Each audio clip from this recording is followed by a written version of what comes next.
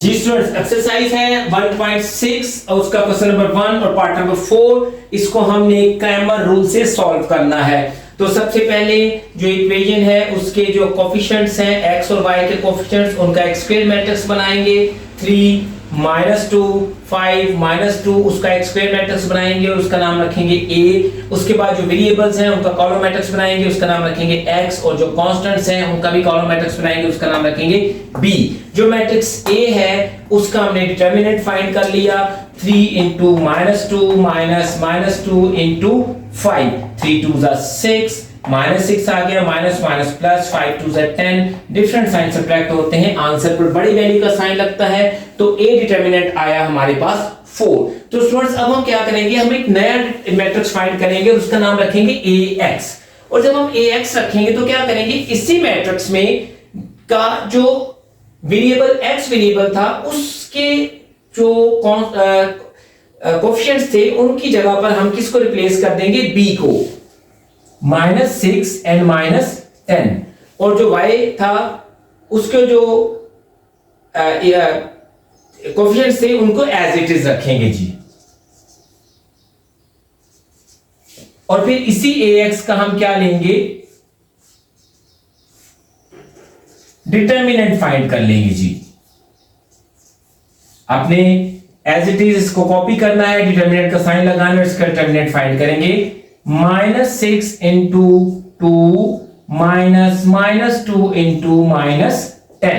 -6 * 2 minus फार्मूले का, -2 * -10, तो ये क्या हो गया जी, 6 2 12 -10 2 20, तो इसका आंसर आया जी -8। ax डिटरमिनेंट का आंसर आ गया जी -8।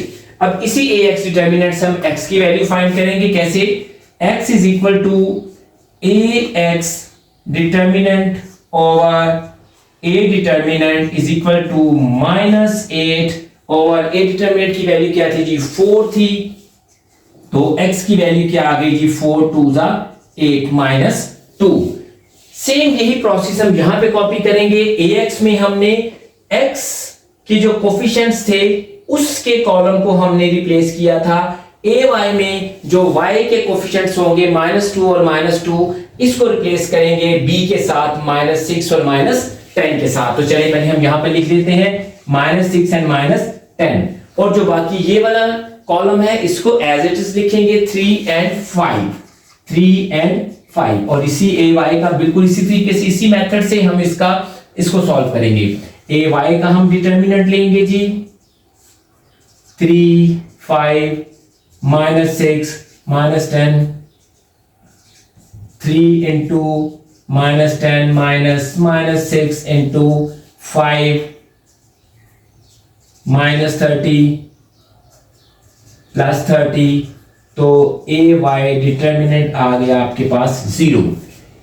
ax डिटरमिनेंट हमने x की वैल्यू फाइंड की थी, वहां से y की वैल्यू फाइंड करेंगे। कैसे, y = ay determinant over a determinant 0 over a determinant क्या था जी, 4, तो y की वैल्यू आ गई स्टूडेंट्स हमारे पास 0।